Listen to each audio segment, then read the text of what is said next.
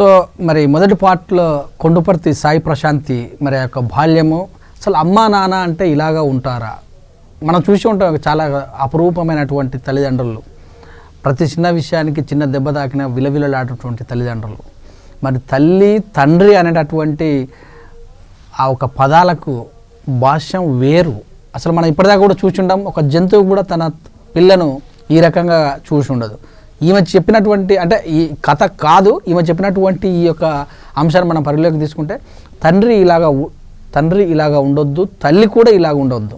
అసలు తల్లిదండ్రులు ఇలాంటి వ్యక్తులు పిల్లలకు కనవద్దు అనేటటువంటి ఒక ఓదార్పు మనకు అనిపించింది. మరి ప్రస్తుతం మరి అక్కడితో ఆగిపోలేదు ఆమె యొక్క జీవితం, మళ్ళీ నడుస్తూనే ఉంది. మరి ఈ యొక్క సెకండ్ పార్ట్లో మరిన్ని అంశాలు ఆమెతో చర్చిద్దాం. నమస్తే అండి.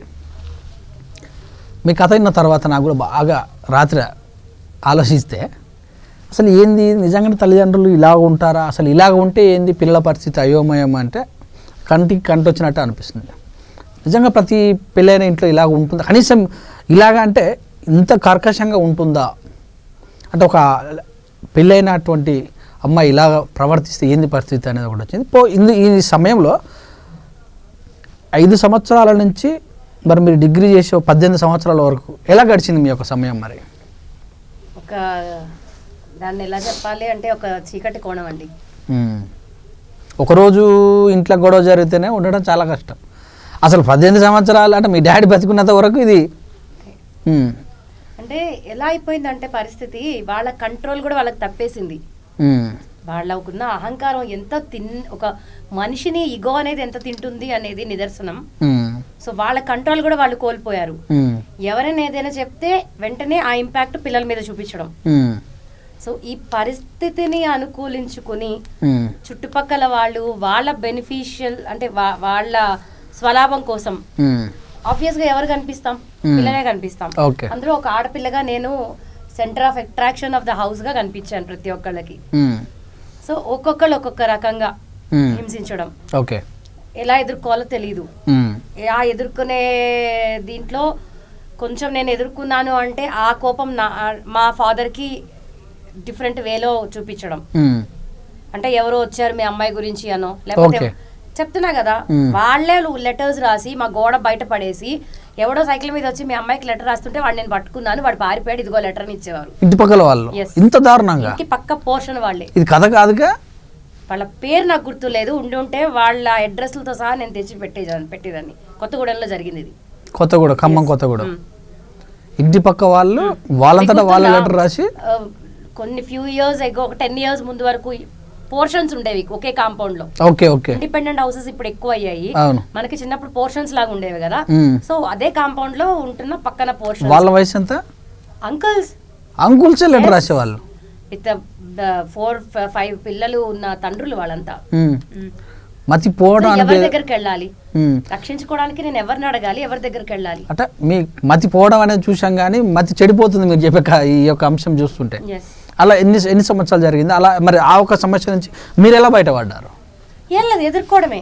కొంచెం ఏదైనా అంటే వెనకాల నుంచి ఇలా చేయేశారనుకోండి, ఏంటి గట్టిగా ఒక అస్త్రం ఏంటంటే ఆడపిల్లకి గొంతు. ఇప్పుడు నలుగురు వచ్చి నమ్ముతారా లేదా పక్కన పెడితే సేవ్ చేసుకోవాలంటే అరవాల్సిందే, తప్పదు. ఆ అరుపుకి వాళ్ళు భయపడి ఎవరైనా వచ్చి ఏమైనా అంటారేమో అని ఒక తప్పు చేసేవాడికి బెరుకుంటుంది.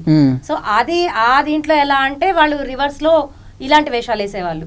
అంటే మిమ్మల్ని వచ్చారు మిమ్మల్ని అనుభవించాలని ఆలోచన గట్టిగా అంతే అంటే ఈ పేరెంట్స్ ఒక సెక్షువల్ అబ్యూజ్ అడుగడుక్కి ఒక ఆడపిల్ల ఆ ప్రొటెక్షన్ జోన్ అనేది లేకపోతే ఎలా, తల్లిదండ్రులు సంరక్షణ లేకపోతే అంటే వాళ్ళ మానసిక మీకు ఇల్లు ఉంటుందండి, ఇల్లు ఉన్నంత వరకు గాలి వానకి ఇంట్లో మనం సేఫ్టీగా ఉంటాం. ఆ ఇల్లే లేకపోతే రోడ్డు మీద పరిస్థితి ఏంటి? ఇది కూడా అంతే. తల్లిదండ్రి అనేవాళ్ళు ఒక షెల్టర్, ఒక సెక్యూరిటీ పిల్లలకి.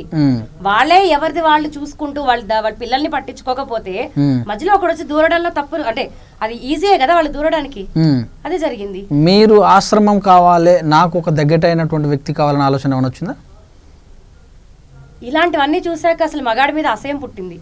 అంటే మొగాటి మీద అసహ్యం పుట్టిందంటే ఐ మీన్ మీ ఫాదరే అంటే వాళ్ళిద్దరు జరిగే సంఘటనల పెళ్లి చేసుకోవడం వల్ల మీ బాబాయ్ అలా చేశాడు కనుక అందరూ అలాగ ఉంటారని అనుకున్నారా? అక్కడే స్టార్ట్ అయిందా? భర్తనే చూస్తున్నా, నాకు ఫాదరే కానీ ఒక భర్త కూడా కదా.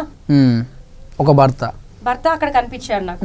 బాబాయ్ కూడా నాకు బాబాయే, కానీ వాడు కూడా ఒక భర్తే కదా.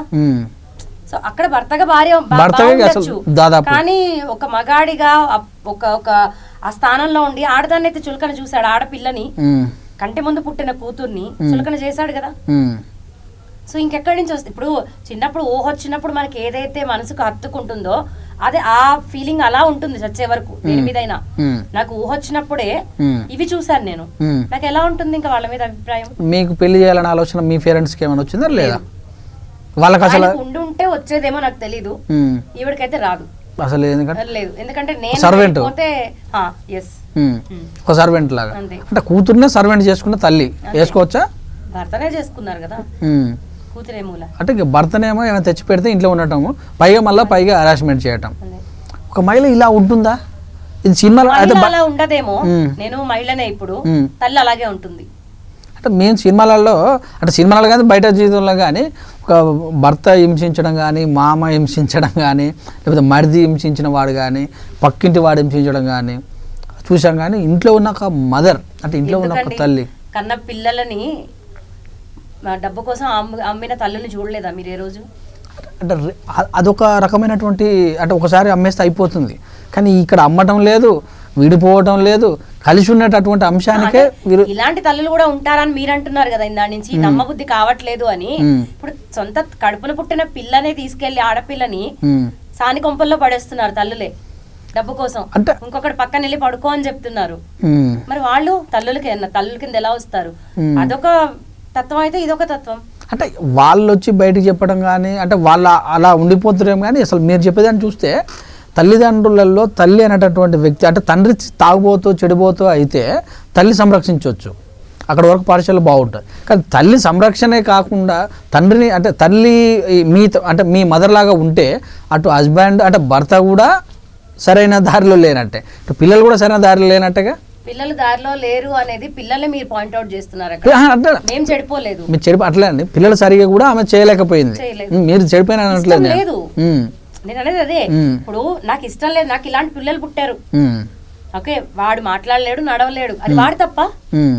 ఓకే, ఇప్పుడు మమ్మల్ని కను అని మేము అడగట్లేదు తల్లిదండ్రుల్ని, మీరు కంటున్నారు. అది మీరు కోరిక తీర్చుకున్నందుకు పుట్టామా, ప్రేమతో పుట్టామా మీకు తెలియాలి. మేము శత్రువులం ఎలా అవుతాం? ఓకే, మీరు అన్నం తినేంత వరకు మీకు మరి ఫీడింగ్ ఉందా లేదా? యు మీన్ పాలు? లేదు, పోతపాలే. అది మీ డాడీ తెచ్చేవాళ్ళ? ఆబ్వియస్లీ అంతే. సామాన్లు ఈవిడే తెచ్చేది, గొడవలు ఆడుకునేవారు, డబ్బులు ఇచ్చేది సరిపోవు అని ఉన్నాయి కదా చిన్నప్పటి నుంచి. వాళ్ళ పుట్టింటి వాళ్ళు హెల్ప్ చేసేవారు. మీకు కడుపు నిండా భోజనం అన్న కనీసం, అంటే ఇంట్లో సామాన్ తెచ్చి, ఇవ్వండి, పెద్ద బంగ్లా ఉంది, ఇంటి ముందు 4 కార్లు ఉన్నాయి, ఇంట్లో కలర్ టీవీ ఉంది, ఉన్నదే 4 మనుషులం. సరే, పిల్లాడిని అప్పుడు ఇంకా పసిపిల్లాడు కాబట్టి వాడిని పక్కన పెడితే ఊహ వచ్చి మాట్లాడగలిగే వ్యక్తులు, కాళ్ళు చేతులుండి నడవగలిగే వ్యక్తులు ముగ్గురులో నేను చిన్నదాన్ని. అన్నీ ఉన్నా అక్కడ ఆప్యాయత లేదు. ఆకలితో ఏడ్చి పడుకున్న రోజులే ఎక్కువగా గుర్తున్నాయి నాకు. పండక్కి అందరు కొత్త బట్టలు వేసుకొని తిరుగుతూ ఉంటే నేను ఇక్కడ ఏడుస్తూ కిటికీలోంచి చూస్తూ కూర్చునేదాన్ని. ఈ రోజు కూడా ఆయన నార్మల్ గా వస్తే బాగుండు, ఈ రోజు కూడా ఈవిడ కామ్ గా ఉంటే బాగుండు అనుకునేదాన్ని. పొరపాటున ఏ రోజన్నా వాళ్ళు మాట్లాడుకుంటే నార్మల్ గా మా ఇంట్లో ఉన్న దేవుడు మందిరం దగ్గరికి వెళ్ళి, దేవుడా ఇంకొక నిమిషం వీళ్ళని ఇలాగే ఉంచని దండం పెట్టుకునేదాన్ని. మీరు నమ్ముతారా? అంటే దేవుడు కూడా మిమ్మల్ని ఉన్నాడో లేదో నాకు తెలియదు, ఉన్నాడు అని అప్పుడు అన్నారు కాబట్టి ఇంకా ఆయన పెద్ద దిక్కు కదా. ఇంట్లో తల్లిదండ్రి తాత ముత్తాతలు ఎలాగో దేవుడు అలాగే అంటారు మనకి. సో అక్కడికి వెళ్ళి దండం పెట్టుకునేదాన్ని. ఎవరికి చెప్తాను ఇంకా? దీపాలు వెలిగించటం అంటే దీపావళి, వినాయక చవితి కొంచెం నాకు ఇష్టం అని, తమ్ముడికి ఇష్టం అని డాడీ కొద్దిగా చేయించేవారు. ఆయన కూర్చునేవారు కాదు, పూజ చేసేవారు కాదు. కానీ ఆ గొడవల్లోనే భార్యాభర్తలు అనేటటువంటి మర్యాద ఏ ఒక్క క్షణంలో లేదు మీ ఇంట్లో. భార్యాభర్త అనే మర్యాద, ఆ పవిత్రత నేను నా లైఫ్ లో మా ఫ్యామిలీలో చూడలేదు, మీ అమ్మ నాన్న దగ్గర. కాబట్టి అసలు తల్లిదండ్రులుగా కూడా నా డ్యూటీ నేను నిర్వర్తిస్తా తప్ప ఇక్కడి నుంచి మనసులో నుంచి అమ్మ నాన్న అనే మాట రమ్మంటే నాకు రాదు.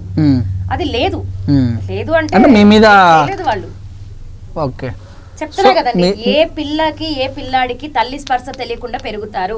మిమ్మల్ని నేను క్వశ్చన్ వేస్తున్నాను, దీనికి ఆన్సర్ మీరు చెప్తే నా లైఫ్ ఏంటో మీకు తెలుస్తుంది. ఇక్కడ కూర్చొని మాట్లాడడం కాదు, మీరు వస్తే నేను ప్రతి సెకండ్ నేను ఎక్కడ పెరిగాను ఏంటి అని చూపిస్తాను. నిద్ర ఎలా పోయే వల్ల ఎవరు మీరు ఇంక అంతే, చిన్న ఏడ్చి ఏడ్చి సొమ్మసెల్లి పడిపోతాం కదా, అంతే. బతుకుతాను అనే ఫీలింగ్ ఉందా ఎప్పుడన్నా? అప్పుడు చావంటే తెలియదు కదా, అదే కోణంలో అదే అంతే. మరి మీ ఫాదర్ అంటే పాస్ అవుట్ అయిన తర్వాత ఎలా ఉంది? అప్పుడు సేమ్ అంతేనా, ఇంకా మారింది? అప్పుడు అంతే, కాకపోతే నేను ఎలా రిసీవ్ చేసుకున్నానంటే, డాడీ లేరు, తమ్ముడిని నేను చూసుకోవాలి, అమ్మని నేను చూసుకోవాలి, ఇది నా బాధ్యత, నాకున్న ఆలోచన అది. సో దానికోసం ఆ రోజు నేను అడుగు బయట పెట్టి ఆ రోజు ప్రైవేట్ గా డిగ్రీకి రాసి, ఈవెన్ లేదు ఏమంటారు దాన్ని, కేంద్రీయ విద్యాభవన్కి నేను లెటర్ రాసుకున్నాను. ఐ వాజ్ 17 years 18 అయితే కానీ డిగ్రీకి యాక్సెప్టబుల్ లేదు. సో నాకు చదివించలేదు, నా ప్రాబ్లం ఇది. కానీ నేను ఇప్పుడు నిలబడకపోతే ఇంట్లో నా పరిస్థితి ఇది. ఎవరో చేసిన తప్పుకి నేను బలయ్యా. ఇప్పుడు ఫ్రీడమ్ ఆఫ్ లిబర్టీ అని మనకి కాన్స్టిట్యూషన్ రైట్స్ ఉన్నాయి కొన్ని. చిన్నప్పుడు ఆ లిబర్టీ ఏదండి? చైల్డ్ లిబర్టీ నాకు ఎక్కడ దొరికింది? చెప్పేవాళ్ళు లేరు. నేను అరిచినా నా గొంతు సరిపోదు. సో నా పరిస్థితి ఇది. నాకు చదువుకోవాలని నేను రాస్తే వైస్ ఛాన్సలర్ రామానాయుడు గారు, I still remember his name, of course he also passed away, Ramanaidu గారు ఫ్రమ్ ఆంధ్ర యూనివర్సిటీ. ఆయన స్వయంగా మా ఇంటికి వచ్చి నాకు ఆయన పట్టుకొని వెళ్ళి ఫ్యాకల్టీస్ ని పెట్టి తెలుగు, ఇంగ్లీష్, మ్యాథ్స్ 18 ఏళ్ళకి నేను ఎక్కాలు నేర్చుకున్నా, 18 ఏళ్ళకి ఆలు నేర్చుకున్నా, 18 ఏళ్ళకి ఏబిసిడీలు నేర్చుకున్నా. అంటే ఏబిసి వచ్చు, బట్ ఏంటంటే ఆ రూట్ చిన్నప్పుడు ఏదైతే ఆ రూట్ పడుతుందో అది అప్పుడు నేర్చుకున్నా. అప్పుడు మీ ఫాదర్ ఉన్నారా? చనిపోయారు. ఎక్కడ నేర్చుకున్నారు? ఆ స్కూల్లోనా లేకపోతే బయట? ఇప్పుడు బయట ఇంటికి వచ్చి నేర్పేవారు. మళ్ళీ అందరి ముందు కూర్చోడానికి అప్పుడు ఇబ్బంది అవుతుంది కదా, నాకు కూడా మొహమాటం అనేది ఉంటుంది. సో మీ ఫాదర్ అయిపోయారు, మీరు హైదరాబాద్కి ఎప్పుడు వచ్చారు?